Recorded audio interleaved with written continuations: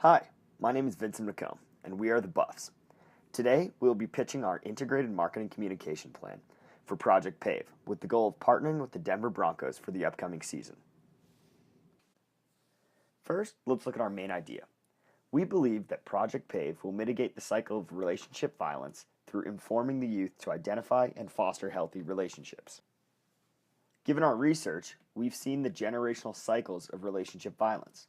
We believe the most effective way to combat this is by informing kids of what a healthy relationship looks like, as well as opening this discussion for students to talk about problems at home and beyond. Next, let's define our target market. We have two main target groups.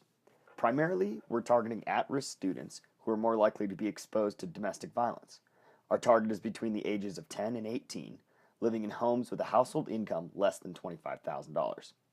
With the focus on athletes, we will convey our message through the structure of sports, using aspirational figures in the community. Secondly, we will target donors.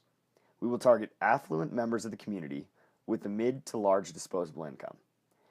That disposable income generally looks like $45,000 to $60,000 a year.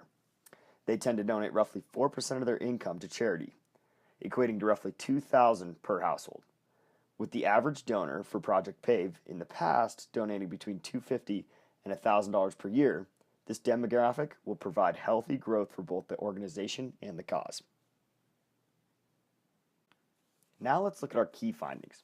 We wanted to highlight the three most relevant findings from both our primary and secondary research. Our primary research is a survey distributed to over 50 respondents at the University of Colorado.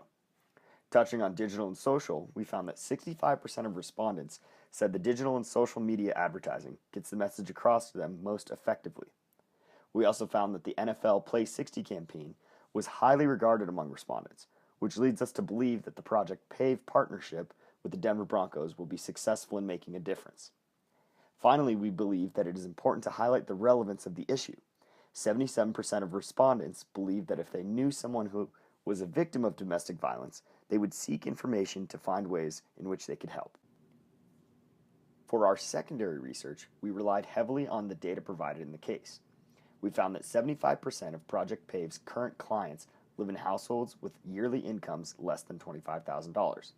Individuals in these homes are 5 times more likely to be victims of domestic violence than households with an income ranging between $50,000 and $75,000. It was apparent that domestic violence has high levels of repeat offenses. A study found that 42% of domestic violence incidents within 1 year were repeat offenses, and 1/3 of domestic violence offenders were responsible for 2/3 of all reported incidents. Although this is discouraging, we have seen that 80% of all participants in Project PAVE have showed positive movement in both knowledge of dating violence and healthy relationship dynamics. Now we wanted to identify some of the internal strengths and weaknesses, as well as external opportunities and threats for Project PAVE. To start off, we saw the partnership with the Denver Broncos a huge strength for Project PAVE. Given the reach of the Broncos and the credibility, it can do a lot for the program. We do see a weakness in that Project PAVE is relatively small compared to the Denver Broncos' current partners. Externally, we do see an opportunity to capitalize on the current relevance of relationship violence in the NFL.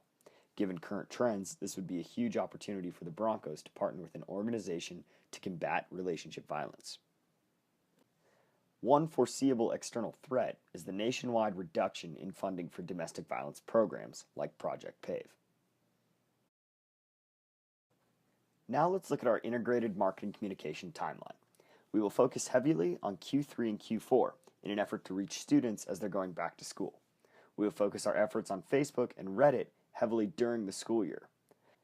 Twitter will also be a heavy focus during the school year, starting after our Facebook campaign.